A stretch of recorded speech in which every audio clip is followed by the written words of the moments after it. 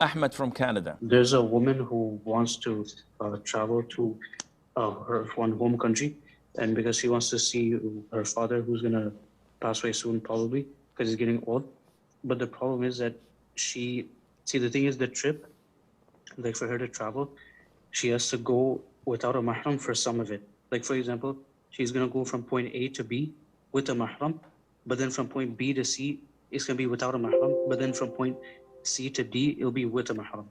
So, but the thing is this allowed for her to do, even though the trip, she's not gonna be like with the mahram the entire time? And also, she have one thing as well, like this woman, if she does not go, like then it might be feared for her that she might have some mental problems after if she didn't see her dad, because even right now she's going through mental problems. So like it's not working out too well for her, but like it is feared that she might like be affected mentally, but it's not like crazy in the sense that she's gonna like go like Majnoon or something, or like she's gonna be terribly like sick or something, but like she's probably gonna be much worse than she is now. So like what's the ruling on her traveling?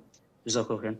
Well, Jazak, as for the first part of your question, and I'm noticing that a lot of the questioners are asking multiple questions in one question and bending the rules a little bit, thinking that I'm old, I'm not gonna notice. Come on, guys, I've been teaching for too long.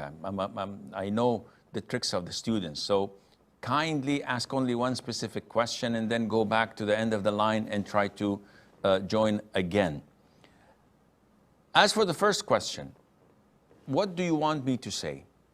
The Prophet said, alayhi salatu wassalam, it is not permissible for a woman who believes in Allah and the Day of Judgment to travel without a mahram. A man stood up and said, O Prophet of Allah, my name was drawn in an expedition for jihad, and the same time my wife went for Hajj. The Prophet said, alayhi salam, go and catch up with your wife. Meaning, leave jihad, leave everything. It is not permissible for her to go on her own. Go and catch up with your wife. I have this hadith, and it's an authentic hadith. And the vast majority of scholars of all schools of thought confirm that it is not permissible for a woman to travel without a mahram. How could I justify this woman to travel from point B to point C without a mahram when the Prophet himself prohibited it? So one would ask, okay, is this general or are there exceptions? Akhi, the exceptions are dependent on the necessity. A woman in a kafir country, all alone, fearing fitna, fearing being attacked, fearing many factors, and there is not a single person able to accompany her to safety or to her homeland or to make hijrah. Yeah, this is an exception and a necessity. But for this woman, she has mahram to take her from point A to B. They're lazy to take her another extra mile from B to C.